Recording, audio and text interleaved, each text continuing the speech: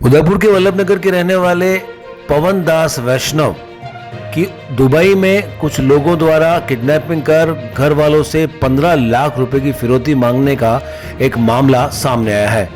जी हां, 14 सितंबर को पवन अपने घर वल्लभ नगर से अपने कुछ साथियों के साथ दुबई में नौकरी करने के इरादे से गया था, लेकिन एक प्राइवेट कंपनी में कुछ दिन नौकरी करने के बाद उसकी मुलाकात एक श्रीलंकन व्यक्ति से हुई, जो उसे अन्य जगह पर नौकरी के बहाने से लेके गया, जहां उसने उसकी मुलाकात कुछ असामाजिक तत्वों से कराई और उसके बाद उन लोगों ने उसे नौकरी तो नहीं दी, लेकिन उसको बंधक बनाकर रखा और उसके घर वालों से संपर्क कर उसको छोड़ने के एवज में 15 लाख रुपए की मांग की।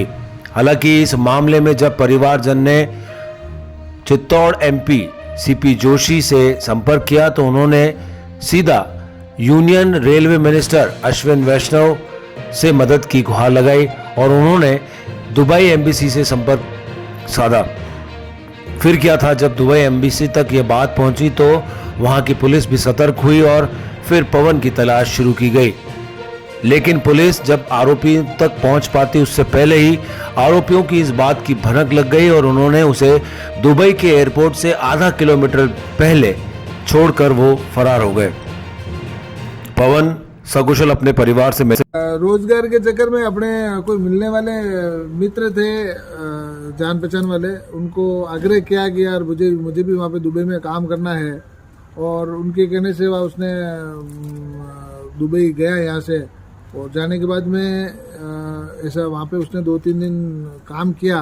काम करने वक्त वहाँ पे किसी श्रीलंकाई नागरिक से मिलना हुआ और उसने किसी ऐसे असामाजिक तत्व से मिलाया और उन्होंने दूसरी जगह काम करने के झांसे में आ गया। वहाँ से वो उसके साथ चला गया जहाँ पे कोई एड्रेस वगैरह का ज़्यादा उसके बारे में पता नहीं था, और वहाँ जाकर के 1-2 दिनों में शायद ऐसा लगता है उसका फ़ोन वगैरह वहाँ से ले लिया, फ़ोन पासपोर्ट वगैरह सब जब्त कर लिया। और वो बात भी जब भी बात करता था, पर बात वो लोग जब चाहते तब इस बात करवाते, हम यहाँ से फ़ोन करते थे तो बात हो नहीं पाती थी। तो हम मन में कुछ अनहोने की आशंका तो हमें हो गई थी कि यार ऐसा कुछ हो रहा है जो नहीं होना चाहिए। पर फिर भी भाई जब उससे पूछते हैं भाई कैसे क्या है, तो बोलता है नहीं मेरा बढ़िया काम है वगैरह वगैरह, ऐसा कोई दिक्कत नहीं है, ऑनलाइन मार्केटिंग का काम है, ऐसी कोई दिक्कत है नहीं है। तो हमने ठीक है अपने दिल को वो दिलासा दे रहे थे कि ठीक है जैसा भी है हमारा भाई बढ़िया है, वहाँ काम कर रहा है वहाँ पे। इसी दौरान क्या हुआ है कि कुछ समय निकलता गया, उसकी जब वीडियो कॉल पे बात हो रही थी तो हमें थोड़ा सा उसका हेल्थ का इशू भी हमें लग रहा था। और 21 सितंबर को उसका फ़ोन आता है भाई का कि भाई यहाँ पे मैं फंस गया हूँ और आपको 7 लाख रुपए की व्यवस्था करके आपको डालनी पड़ेगी, बाकी ये लोग यहाँ पे मुझे मार देंगे। तो मैंने कहा भैया ऐसी क्या बात हो गई, क्या है क्या नहीं है। तो उसने इसके बारे में ज़्यादा कुछ नहीं बताया, और हमने भी पैसों की व्यवस्था करने के लिए सोचा, पर ठीक है अब इतने पैसे तो अब हम भी किसान वर्ग के लोग हैं, गरीब आदमी हैं, तो कहाँ से क्या व्यवस्था करें।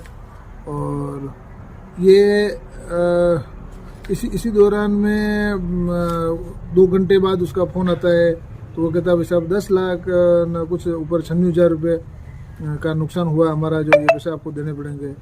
अब फिर हम अपने किसी दूसरे लोगों से, यार दोस्तों से, मित्रों से इधर उधर से सहायता मांगने लगे। हमने अपने तरफ से जो पूरे प्रयास किए कि जहाँ से हमें सहायता मिल सके वहाँ से हम सहायता लें। दूसरे दिनों पर वापस उसका फ़ोन आ जाता है भाई साहब 15 लाख रुपए चाहिए। तो अब तो हमने तो असंभव सा लगने लगा कि यार 15 लाख रुपए कहाँ से लाएँ। अब अपने ज़मीन वगैरह कुछ बेचे, पापा से वगैरह से बात करी, तो अब हम घबरा गए थे। तो हम सब लोगों से मिले। इसी दरमियान में हमारे एक युवा नेता सुरेश जी है, वो मिले। उन्होंने कहा कि अपन दिल्ली चलते हैं, और अपने सांसद साहब सीपी जोशी से बात करी तो वो वहाँ नहीं होते, पर उन्होंने कहा एक बार आप घर पहुँचो, वहाँ पे दिल्ली अगर आप जा रहे हो तो मेरे घर पे पहुँचो। हम वहाँ गए सीधे, अपने एक बार किसी के कहने से अपने जो राज्य मंत्री कृषि राज्य मंत्री कैलाश जी चौधरी साहब हैं उनके यहाँ गए। उन्होंने भी वहाँ जहाँ पर संभव हो वहाँ पे ये सारे बायोडाटा वगैरह लेकर के मेल वेल करी उन्होंने, उनके प्रयास उन्होंने किए हैं। उसके बाद में हम सांसद साहब के घर आ गए। इसी दौरान हमारे किसी मिलने वाले ने ये सारे जानकारी, ये जो रिपोर्ट थी उसकी पूरा PDF श्रीमान रेल मंत्री अश्विनी जी साहब को भेज दी। तो उनको जैसी सूचना मिली तो उनका आगे होकर के मेरे नंबर पर उनकी तरफ से बात हुई कि भाई आपका ये क्या है, पूरी घटनाक्रम की जानकारी उन्होंने ली। जानकारी लेने के बाद में उन्होंने आश्वस्त भी किया है कि आपको घबराने की ज़रूरत नहीं है, आप यहाँ पे रुके हुए तो रुके रहो, कोई दिक्कत नहीं। हम जो जैसा भी मेरी तरफ से जो भी बन सकेगा हम आपके लिए आपको भाई सकुशल लौट आएगा, और दुबई में ऐसा कुछ नहीं हो सकता वहाँ पे, तो आपको टेंशन लेने की ज़रूरत नहीं है। दूसरे दिन वो अपने मंत्री जी के जो OSD साहब जो डॉक्टर संदीप जी हैं, उन्होंने बुलाया, उन्होंने पूरे मामले की जानकारी ली। हमारे पास जो फाइल वगैरह थी वो उन्होंने पूरी देखी। देखने के बाद में उन्होंने भी आश्वस्त किया है कि यार ये आपका सब चीज़ें बढ़िया हो जाएगी, कोई दिक्कत नहीं है और आपको घबराने की ज़रूरत नहीं है। फिर भी हम वहाँ पे सांसद साहब के CP जोशी साहब के घर पे 4 दिन रुके। उन्होंने हमारे पूरी उनका जो स्टाफ था उन्होंने हमारा पूरा सहयोग किया, और मंत्री जी के वजह से आज मुझे लगता है कि मेरा भाई 5 अक्टूबर को सुबह सकुशल घर लौट आया। तो मैं दिल से बहुत बहुत धन्यवाद, आभार प्रकट करना चाहता हूँ। और मेरे जैसे गरीब आदमी, गरीब परिवार के लोगों का लिए इतनी इस सरकार में मदद मिल जाए, ऐसे महान मंत्री यहाँ पर हैं, इसकी वजह से आज ये सब कुछ हो पाया। तो मैं जीवन भर ये घटना कभी भूल नहीं सकता।